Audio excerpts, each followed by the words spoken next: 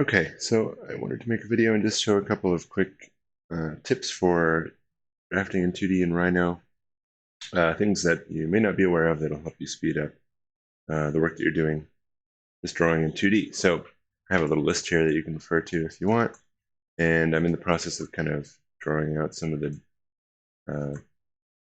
uh, line work for the drawings for this building here on the corner, and wanted to show a couple of the things here that I've been using quite a bit. For example, with this building, and normally I would just draw out the outline of this building by drawing a rectangle using the rectangle command, but just to give you a reference here for the tab command, this is something that people often aren't aware of, and it's super helpful. So I'm going to trace out with just a polyline. I'm holding shift to snap to ortho, and then you can use Smart Track to do this as well, but in other cases you'll find tab is much more useful. So if I want to snap this line to that point, and know that it's going to be perpendicular to that point, I can hold shift to snap to ortho. This is moving now in the direction I know I want that line, and I'll just hit tab on the keyboard. And now I've let go of everything on the keyboard, and I'm just moving my mouse around, and I can snap to that point. And so I know when I close that outline that it will that it'll be a right angle and it'll be snapped right where I want it to be. So tab super useful. I'll try and point that out again in other videos too. And fillet command. So if you're not familiar with that one, here I am just drawing out some of the streets and stuff like that. And so for example, right here, I could try and trace all that using my interrupt curve command. One of the quick and easy ways, especially for things like street corners that are often have like a constant radius, is just to use the fillet command. Really anything where you want to have kind of connect two lines. So I'm going to connect that line to that line and make an arc. And you just set the radius of that arc, and I'm just going to click on it rather than typing a number in. I'll try and kind of use my mouse. I'm just loosely guessing there. That'll give me a rough radius there, and then I'll click on this line, and you can see it connected them and made a smooth arc between them all. I'll press enter and just do it again over there. I'm guessing these are all close. As you can see, that one was a little bit tighter, so I could just, instead of using my old radius, I'll just reset that radius by clicking on the radius button somewhere, something like that, I think. And one curve, the other curve, and it'll even actually extend the line there. So I didn't reset my layer to the one that I wanted before I did that, so that would be something to pay attention to. I don't know that it'll join them for you. Oh, but there is an option, so click join. I'll try and join these two, radius. All right, one more time, join radius, like that. There we go, sweet. So that's a quick shortcut for drawing things with curved connections. Another one that I'll use a lot is something called tween curve. So when you're drawing roads in particular, or really anything where you want to subdivide the space between two lines into more lines. So for instance, right here, what if I wanted to kind of find do a quick line that's a center line between those two? Obviously, I could trace out each of those lines, and that might make sense. But like here, for instance, I have kind of forests, pretty evenly divided spaces between the one side and the other side of the street there. So tween curve allows me to select one line. These are actually joined, so sorry, I need to explode that first. Explode, tween curves. So click one line, click the other. Now it'll draw a line, as many as you want, in between those, kind of interpolated in between those. I can set the number to, I want 3, right, to go like that, and press enter. And so that would give me a basis for my kind of lines there. And it even works well with kind of like curving lines like these here. If I select those two, type in tween curves, and you can do as many as you want. So if you just wanted to do one there, and then, you know, because you got the bike lane and stuff, you got some different stuff going on there. But yeah, you could use that as the basis for starting to draw some of those street lines and everything like that. So useful command, extend, if you don't know about that one. So what's a good example here? If I draw my crosswalk, I'm going to go into my layer line weight there. And I'll just draw a line there, I'll draw a line there. I'm just drawing them away from where I know they need to touch with the curves and everything like that.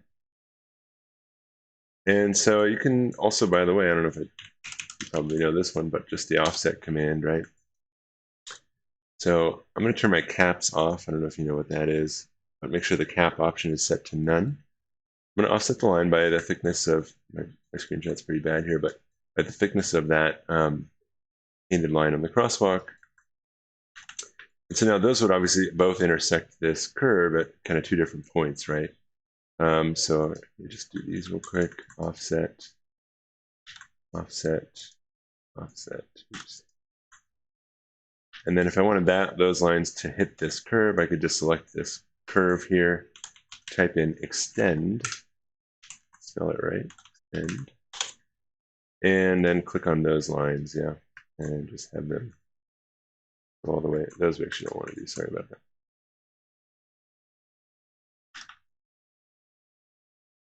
And same thing over here, click on that curve, extend. 1, 2, 3, 4. Kind of messed that up, I guess, but I could just trim those, or I could go back in and move some so that they're hitting in the right spot. But same thing up here, extend. And obviously there's a lot of different uses you'll find for that command. Now another one that I've found handy for copying things in, so over here on my plan, for instance, I've got a column grid. I've got a series of columns that are spaced out by one dimension going vertically and another dimension going horizontally, right? Actually, now that I'm looking at it closely, I'm not sure they're all the same. That spacing might be different than that one. But let's give this a try. This will help me at least create a couple of rows. So I'm going to draw a rectangle to represent one of these columns here. Like so, and you could type in your dimensions if you knew them, obviously. So let's say I wanted to make every column in this kind of sector right here. I could use the command array. So X direction is horizontal, right? You can always refer to the little XY widget in the bottom left of your viewport if you're not sure which way is which. Mine's not really showing properly, but X is horizontal, Y is vertical in this case. So in my X direction, I just want 3.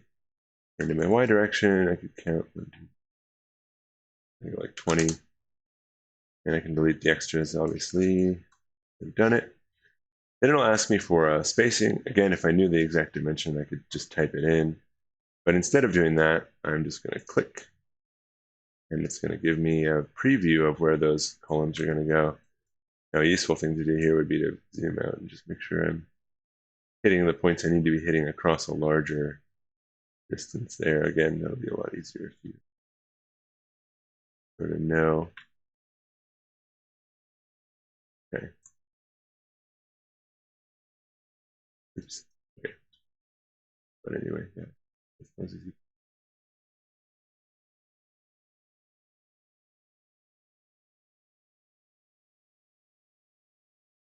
All right.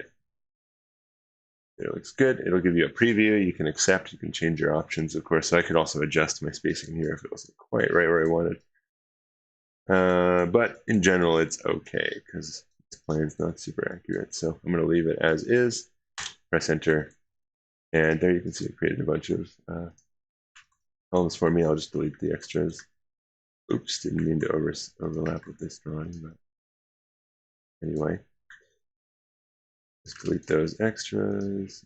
That layer locked. Everything right there. So you can kind of go in a sequence and complete the column grid. Looks like we have a couple different spacings going on, but anyway. All right, array offset with cap. This one's super useful as well. So for instance, when I'm drawing things, let's say I wanted to draw this line segment, this wall segment here. This is not a great example, but this is a good example. Okay, let's draw this little storage space here. So I'm going to use the polyline command, clicking on one end, the inside surface of the wall there, like so. let's say I wanted to add thickness and I want it to be a closed outline, kind of like what you would have if that was a wall with a door cut out. So I'll type in offset. And this time with the cap option, I'll click on that. So you have a couple options. I have flat and round. Round obviously makes a rounded corner between offset lines. What I want is flat. Now my distance is already set to what I think I need there, but if you didn't have it set, you would click distance and you could click in your viewport to kind of measure and then click again. And so not only did it offset that line, but it also created a new segment connecting the existing line to the offset line. That's one closed outline. So that'll save you some time. And one last thing. So for instance, when I'm working here, I have some dimensions that are feet and inches. So I'm going to make this wall thickened real quick. Set my distance there. Okay. And so let's say I wanted to make this cutout now in this wall. I could draw a line. I'm going to draw a line that goes all the way through. And then I'm going to take that line, I'm going to offset it. Now I know it was 5'4", right? Yeah, because of my dimension on that plan. And you can leave cap on or off for this, doesn't matter. So if I want to type in 5'4", rather than figuring out what that would be, decimals in feet or in inches, I can just type 5 with the little single colon mark, 4 with the double colon there. Sorry, quotation mark. So 5, if you know, single quotation is shorthand for feet, double for inches. So I can type 5 feet or inches in the command line. I'm telling Rhino what units those numbers represent, and then it'll give me exactly that dimension. So if I type in distance now and measure that, I'll get 5.3. I typed in distance and I did model units. So I'll set my option instead of model units, I'll go to feet and inches there. So measure it again, 5'4". And also if you have other weird measurements, for whatever reason you wanted to draw something that's like in centimeters, you could type in 12 centimeters, right, in the command line. So Rhino command lines will recognize units. All right, that's kind of everything I wanted to cover in this video, and there will be others on doing things like layouts and dimensions and line weights and so on.